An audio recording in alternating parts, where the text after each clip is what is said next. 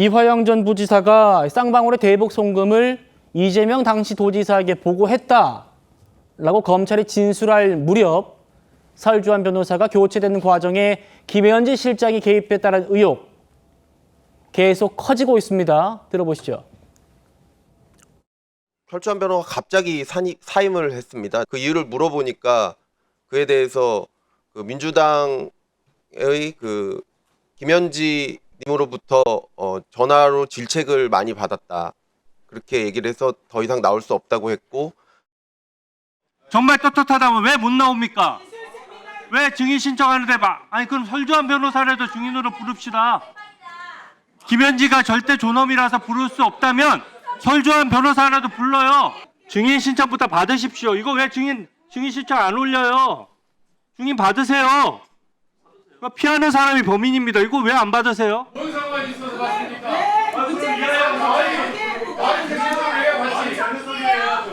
자, 그만하시죠. 그만하셔도 됩니다. 왜냐하면 이 자리에 카메라가 한 대도 없습니다. 아무도 주목하지 않습니다. 김현지 실장이 어떻게 개입했는지 설주환 변호사의 구체적인 증언이 나왔습니다. 이재명 당시 대표의 보좌관이던 김현지 실장이 텔레그램 전화로 한 4-5번 전화를 걸어왔답니다.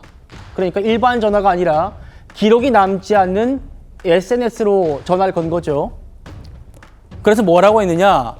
이화영 씨가 설주환이 검찰에 협조하라고 자신을 회유한다는데 사실이냐? 이렇게 물었답니다. 그러니까 설 변호사가 말도 안 되는 얘기입니다. 라고 답을 했고, 김현지 당시 보좌관이 사임하는 게 맞을 것 같다 라고 말했고, 설 변호사가 오해받기 싫다면서 이후에 사임을 하게 되는 게 과정이었다라고 설 변호사가 지금 구체적으로 증언을 하고 있습니다. 조 위원장님, 여기서 궁금한 것은 김현지 당시 보좌관은 누구의 보좌관입니까? 이재명 의원의 보좌관이잖아요. 그런데 왜 이화영 씨의 변호인한테 사임하는 게 맞을 것 같다고 해요? 우선은 그 사건 자체가 이재명 당시 지사 네. 연관이 있는 사건이고요. 저기서 말했듯이 이 전체 내용은 설주환 변호사의 주장입니다. 주장인데 네. 실제로 뭐 어떻게 통화를 했는지는 모르고 본인의 주장인데, 김현지 당시 보좌관 입장에서는 아니 자기가 알기로는 그게 사실이 아닌데 변호사가 이화영 부지사한테 아니 검찰에 협조해서 좀 감형받고 석방될 수도 있도록 그렇게 회유하고 있다는데 그게 사실이냐, 그런 소문들이 돌았지 않습니까? 그리고 어제 제가 국감을 보니까 그 국감장에 넣은 이화영 전 부지사도 네. 그 변호사가 자기한테 그런 회유를 했다. 예. 검찰에 협조해라. 그러면은 감형되고 하여튼 뭐 여러 가지 더 나을 것 같아. 그래서 자기하고 논쟁했다는 거 아닙니까? 예. 그 목소리 저희가 들려드렸습니다. 그러니까 그 사안에 대해서 그 김현지 보좌관 입장에서는 그 여러 가지 재판을 지금 그 당시 그 대표 이재명 의원하고 관계된 그 재판 관련해서 체크를 하고 있었을 테고, 뭐 그거는 뭐 연락해서 혹시나 연락했다면은 연락해서 체크해 볼 수 있는 거 아닙니까? 예, 설 변호사는요, 과거에도 김현지 실장이 이재명 대통령의 형사 사건을 모두 컨트롤하고 있다라는 주장도 했었습니다. 지난달 저희 TV조선의 유튜브 채널이죠. 뉴스트라다무스에서 나와서 한 얘기입니다. 들어보시죠. 저는 이제 민주당에 있을 때는 몇 번 뵀었거든요. 예. 이재명 당시 대표의 어떤 소송 관계라든지 이런 법적 분쟁을 거의 컨트롤 타워였어요. 이분이 내부적으로는 다 이게 다 컨트롤하고 있었었고, 그러니까 상황도 네네. 파악을 하고. 네네. 저도 이분한테 전화 드렸었죠. 김용 대변인, 컨트롤하고 있었다. 그 변호사 많잖아요. 박균택 의원도 변호인이었고, 뭐 김동아 변호사도 있었고 많았는데 컨트롤하는 사람은 김현지 당시 보좌관이었다.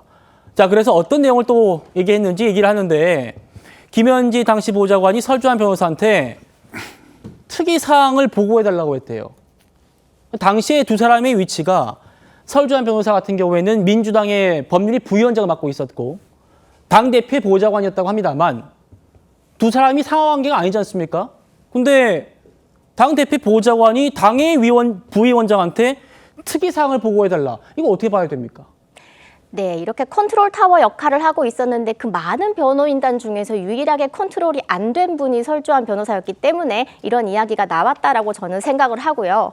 그리고 한 번 정도는 그러면 검찰 조사 수사에 좀 협조를 하라는 그런 이야기를 한 적이 있냐라고 물어보는 것까지는 저는 뭐 그럴 수 있다고 봅니다. 근데 그게 가능한 경우라면 예를 들어 그 당시에 이재명 의원님이었죠. 그때 이제 보좌관이라면은 그때 예를 들어 뭐 단식하다가 췌장 단식 때문에 병원에서 혼수 상태거나 뭔가 한국말이 안 나오는 정도에는 보좌관한테 내 재판 좀 내 재판도 아니죠. 그죠? 이화영 재판 좀 알아봐 달라. 네. 그 정도까지도 겨우겨우 많이 양보해서 이해할 수 있는 건데 4-5번 정도 그것도 우리가 일반 전화 쓰지 텔레그램 전화를 저는 써본 적이 없어서요. 예. 저는 사실은 이 부분도 좀 특이하다라고 생각을 보안을 하고 굉장히 중요한 분 같아요. 맞습니다. 그래서 더더욱 그 컨트롤 타워가 정말 맞나라는 그런 생각도 들고 있고요. 또 하나 저는 좀 중요한 포인트가 이재명 대통령은 그 당시에 이 대북 송금에 대해서 전혀 보고를 받고 뭐 모른다라고 지금 그렇게 이야기를 하고 있는데 말씀을 하고 있는데 근데 저렇게 4-5번으로 직접 변호인단까지 사임을 하는 것에 관여를 보좌관을 통해서 시켰다는 것은 대북 송금 사건에 대한 재판이 재개되어야 되는 이유라고도 저는 보여집니다. 왜냐하면 핵심 증거가 나온 거라고 볼 수 있거든요. 그리고 또 한 번 양보를 해서 이재명 대통령께서 여전히 나는 모른다라고 하면은 예. 그런 경우에는 김현지 실장이 더더욱 첫 번째로는 국감장에 나와야 되는 것이고 그리고 두 번째로는 본인도 대북 송금 사건에 연루된 것으로 재판받아야 되는 거죠.